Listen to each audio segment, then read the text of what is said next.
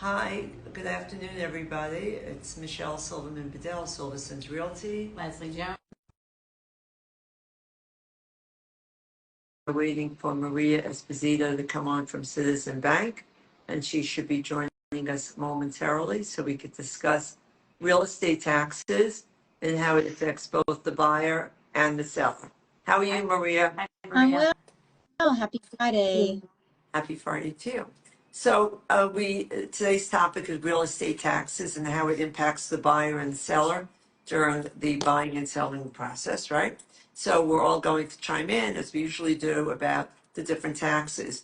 And so I'll just start very quickly saying that when you buy a property, in most areas, it's comprised of a town or a county or village tax, a school tax, and a county tax or a city tax. And those three aspects, in most cases, comprise the taxes that one would pay when you buy a property. The taxes are based on the assessed value, and that could vary from community to community. Some communities are fully assessed communities or almost assessed communities. So in Westchester, that would be the river towns. It would be Scarsdale, Bronxville, um, uh, Rybrook, all the Greenberg communities, as well as Mamaroneck and Larchmont. Typically, White Plains, Harrison, and New Rochelle are not fully assessed communities. And Pelham is also a fully assessed community. So when you buy a property, or when you're buying a property, you really have to look at the assessed value, because you have to be aware, if you want to budget in how much you could afford to pay on taxes, what your taxes will be if the price is much larger than the assessed value. Right, absolutely. So I think that impacts your mortgage as well. But what I found out recently, and it's something I'm always learning something, is that if it's a condominium or if within a big complex, such as in Greenberg, and the assessed value is, let's say, half of what the purchase price or the asking price is, we don't know what the purchase price will be. I don't assume anymore that the taxes will go up double the amount, because often in a condominium, it's that the tax base may be spread amongst all the owners. So it'll definitely go up but not by the amount it would if it was a single family house being reassessed in that area. I think the other thing you have to be concerned about is that you really should look at market value, or how the town is or city is appraising that, or marketing or valuing that property, because that will determine in many cases if the taxes can be reduced. Yeah. Yes. I feel like the biggest thing for somebody that's, that's especially like going like first time buying a home, right, is having awareness around what what the taxes might actually be, right? And that they may not actually be what is on the Zillow listing, right? So there are times when taxes might be announced to be one thing, right? And that's what they are for that existing homeowner. But there are certain areas, because I know that other people are seeing this outside of Westchester, but like they're like, especially like out on Long Island, right? That Right. your taxes are actually going to be higher once you become the new owner, and then you have to apply for exemptions that might be available. There's a lot of intricacies, and I even find it confusing, and I've been in the business for a long time, but I think like just even if people can walk away from listening to this video and say, okay, let me have awareness and let me ask more questions. Like, are my taxes really going to be what they're being stated at on this listing, or am I going to have to apply for an exemption? How long does that take? Does everybody automatically get that? Do I have to meet certain, and Right, I don't know right. more, There's right? definitely, some of the things that we see often are sometimes there's a senior exemption or someone's getting a star exemption, but you as the new owner may not be entitled to the star because Right. you're a married couple, you make over 500,000 and you may not qualify for the star. So you got to be aware that it may be the full amount that's Right. showing versus Right. the star exemption where you're getting a percent off your school tax. Right. And so that Right. affects they go to anybody who's getting financing, right? Because I can't tell you how many times we start an application with, we think the taxes are going to be one number.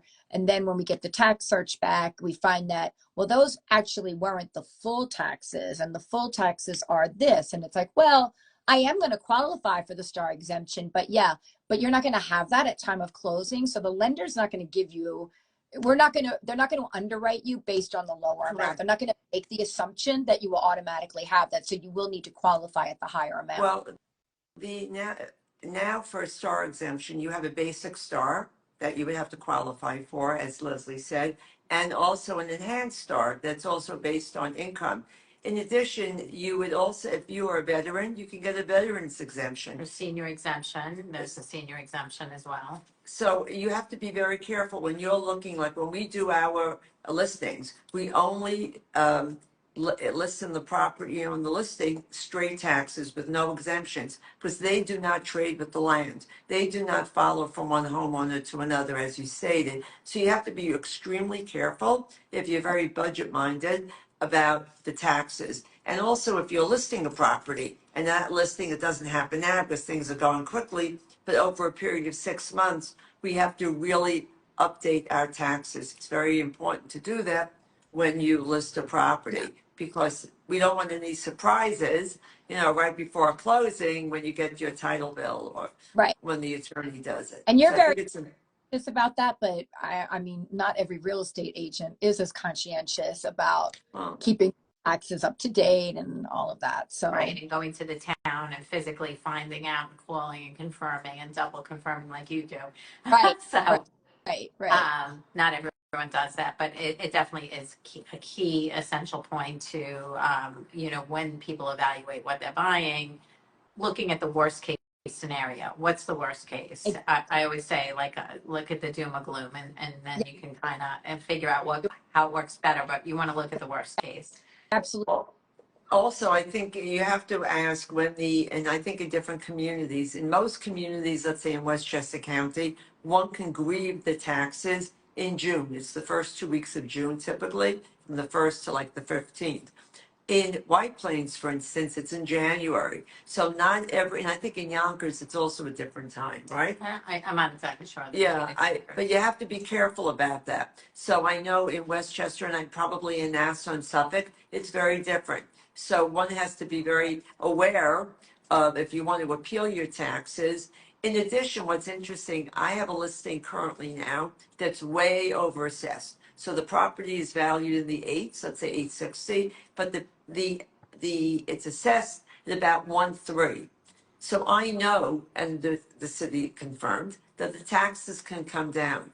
I don't even have to wait for the grievance period to submit the paperwork to get the taxes down, because it will be based on purchase price in this one case, because the city is not a fully assessed city, and so it makes it easier to grieve the taxes in this case. It wouldn't even be a formal grievance. Right. Some people, hire an attorney to do it, or you can sometimes do it on your own. It may not be that difficult to do on your own. So it really depends on the situation. Right. And sometimes they'll assist you in the local municipalities as well.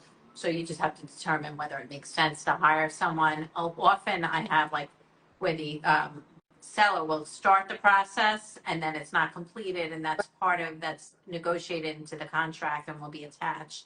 And then maybe you'd be responsible for a half of the savings, or however it's negotiated. Right. Yeah, I've seen that on contracts. I think it's the important takeaway here is to ask those questions and find out, like what are, where are those resources? If I wanted to grieve the taxes, do I have a certain window that I can only do it in? Like when you're signing up for your health insurance, like you either do it right now or you have to wait until the following year. Right. There's a window, a small window. And Exactly. I think, so for the buyer, on the buying side, you have to be very aware of taxes, assessment. Most people don't understand when they look at the listing, they think they're paying the assessed value. They really don't understand that assessment was derived in many cases when the property was built, right? So you have the land, which is the land's value, and then you have the improvement or the house value or the balance of the assessment. So, and that comprises the total assessment.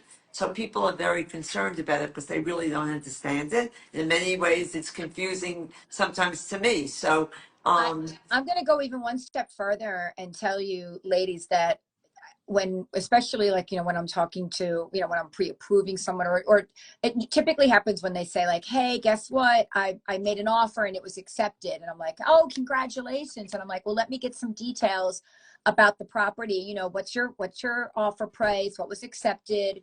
I'm like, what are the annual taxes on the property? I would say at least 50% of the clients do not know. And I'm like, wait a second, you just made an offer, it was accepted, and you don't even know what your annual real estate taxes are going to be. So Right. I think I it's, believe it.